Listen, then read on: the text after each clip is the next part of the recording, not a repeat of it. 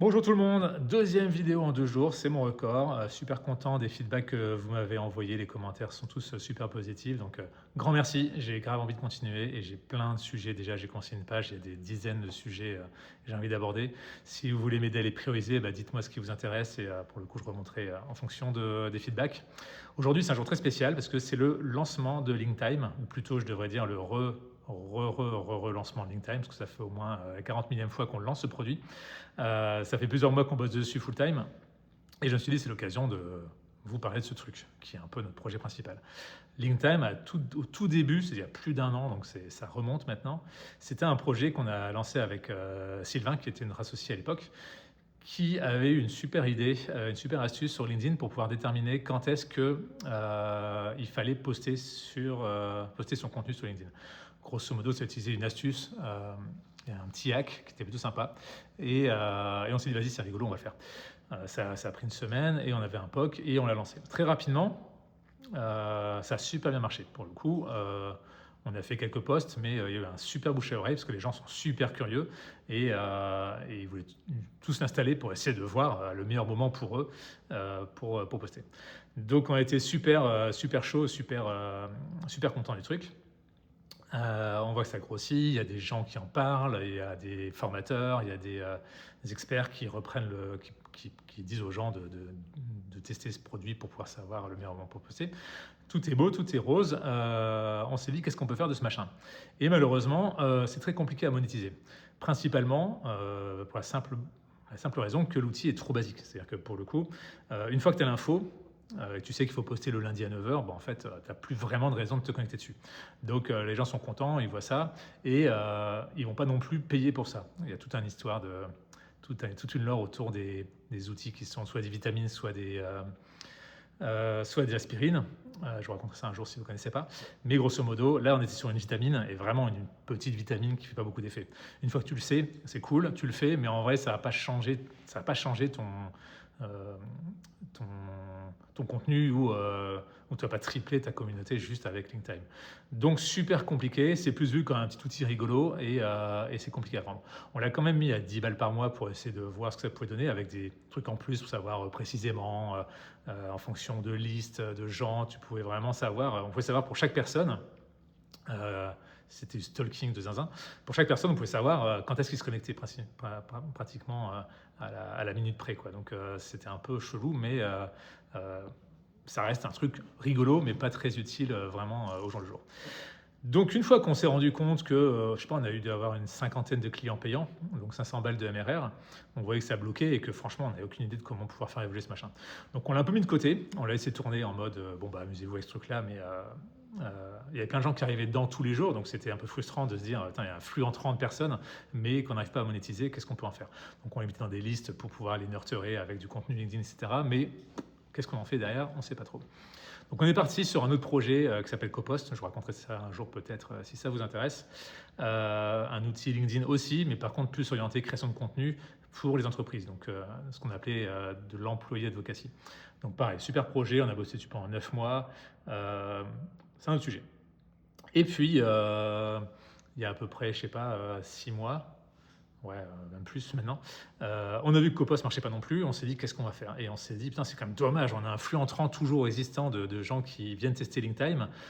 Il faut en faire quelque chose, quoi. Et on s'est dit vas-y, on va reprendre LinkedIn et on va le booster aux stéroïdes. Donc on a fait une erreur hyper classique que tous les développeurs font et je me suis fait avoir mon propre jeu, qui était de dire on va bourrer le truc de fonctionnalités et on va devenir la boîte à outils LinkedIn. En gros, si tu as un truc à faire sur LinkedIn, tu utilises LinkedIn et ça marche bien. Très cool, mais pour le coup, on a codé comme des cons, codé. On a rajouté des tonnes de fonctionnalités, on a ajouté une inbox aux stéroïdes, parce que la messagerie LinkedIn est à chier, donc on a fait la nôtre.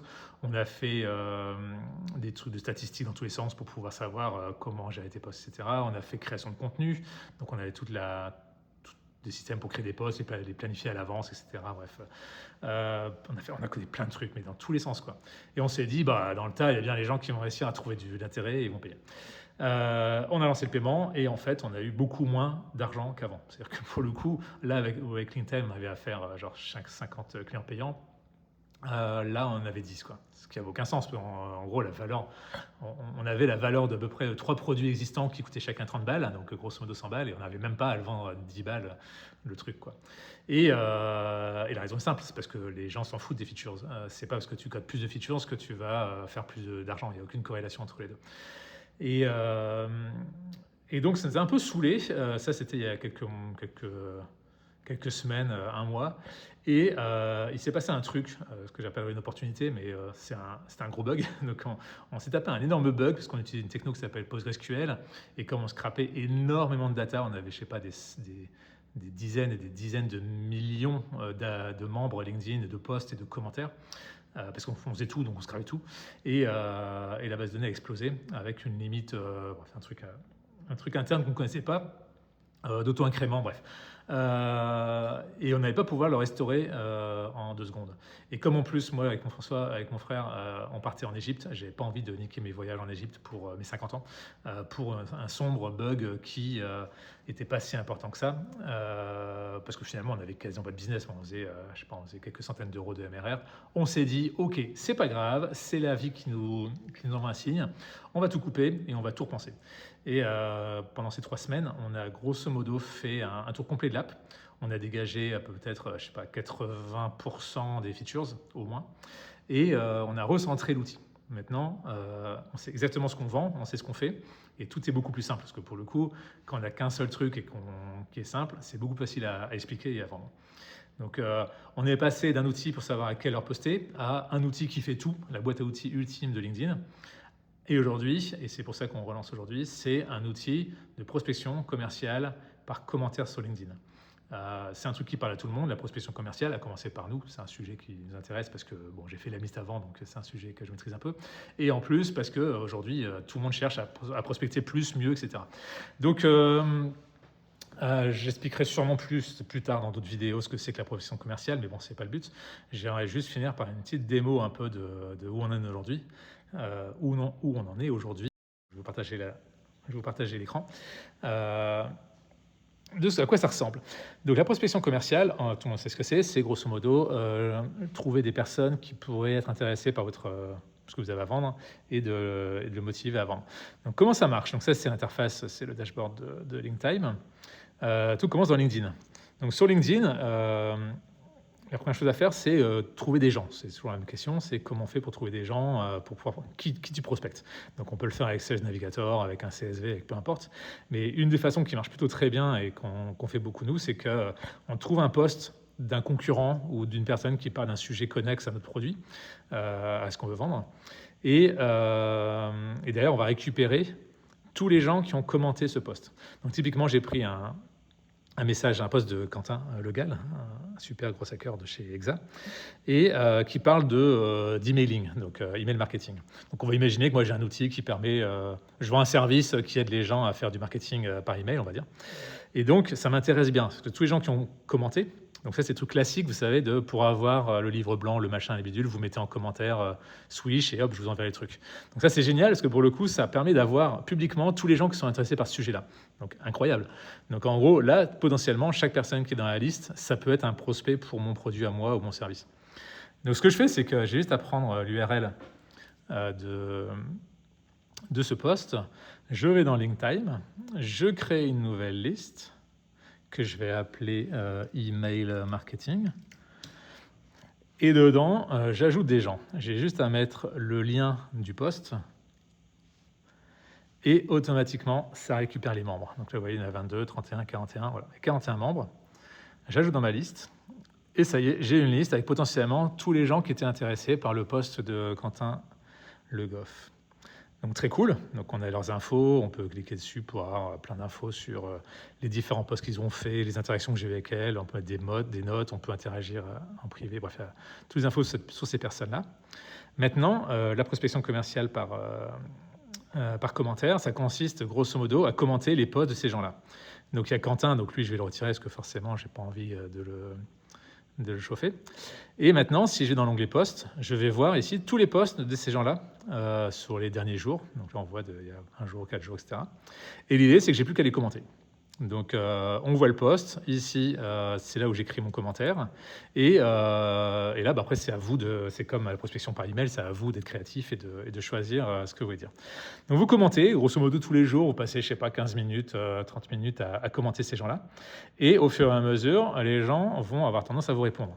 Et quand ils vous répondent, c'est génial, parce que vous pouvez commencer à créer une discussion, potentiellement expliquer ce que vous faites, l'inviter à partir en DM pour parler plus en détail, faire un call, une visio, etc. Et derrière, pour le coup, on se retrouve avec du lien, quoi. Donc, c'est une super méthode. Et le dernier truc, c'est que pour le coup, sur la page principale, on retrouve des statistiques sur combien de personnes vous avez réussi à commenter, combien de personnes à reply, combien de personnes à checker mon profil, à connecter avec moi, à envoyer des messages. Bref, c'est un peu un funnel comme la prospection commerciale par email, par exemple. Ça permet de suivre un peu votre truc. Et donc, tous les jours, le matin, il y a une petite routine. Vous commentez, vous interagissez avec. Si la personne répond, en fait, il y a un onglet Comment qui permet de commenter. C'est un peu comme la messagerie privée, sauf que là, la messagerie est publique. Donc, vous commentez avec elle, comme ça, vous ne ratez pas la discussion et vous pouvez interagir. Et donc là, c'est une liste vide, donc il ne se passe rien. Si je vous montre laquelle je vais prendre, celle-là, par exemple, ou je sais pas, celle-là. Là, ici, on voit, par exemple, que j'ai commenté 18 personnes de ma liste de 34 personnes, donc grosso modo 53%.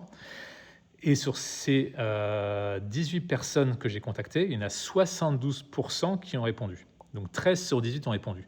Donc si vous connaissez un peu la prospection par email, on n'est pas du tout dans le même délire. Et derrière, donc une fois que j'ai répondu, on peut aller voir dans les commentaires. Donc là, c'est la discussion. Donc on voit que, par exemple, Marine-Christine a parlé de justice sociale. Moi, j'ai fait mon message, mon petit commentaire. Et derrière, elle a répondu. Et bon, là, j'ai arrêté là parce que bon, ça ne m'intéressait pas d'interagir plus. Mais vous voyez, on peut dans l'absolu avoir du lien avec la personne et commencer à créer le contact. Donc plutôt que de taper dessus en mode t'envoies un DM, t'envoies une invitation, un DM et tu saoules tout le monde avec tes DM, pas du tout, même s'ils sont personnalisés, mais pas intéressants, là tu as un vrai moyen de créer de la relation avant d'entrer en privé avec lui, quoi. Donc ça marche plutôt super bien, on est plutôt super content de l'interface et des résultats. Les résultats qu'on a avec, parce que pour le coup on utilise notre propre produit et je pense que c'est très cool. Donc on vient de lancer, on va voir ce que ça donne. Clairement on a un super feedback et j'espère que ça va continuer comme ça et qu'on finira l'année sur plein de ventes et que je pourrais vous raconter un peu l'évolution de ce produit dans les prochaines semaines, prochains mois. Donc voilà pour LinkTime, si ça vous intéresse, il y a 7 jours de trial gratuit, c'est disponible sur Chrome. Ou sinon, vous allez sur linktime.co. On vient refaire le site web aussi au passage, histoire de lancer le truc. Donc, n'hésitez pas à me faire vos feedbacks si vous êtes intéressé par la prospection ou pas d'ailleurs. Je serais chaud d'interagir avec vous. Mais bon, voilà pour LinkTime. C'est la vidéo du jour. Demain, je change de sujet. Vous en faites pas, ce ne sera pas tous les jours de l'autopromotion. Et puis, j'attends encore vos feedbacks et les sujets que vous voulez aborder si vous voulez me donner des idées. Donc sur ce, bonne soirée, à demain à 18h, normalement, plus ou moins. Et puis, ciao, bonne soirée.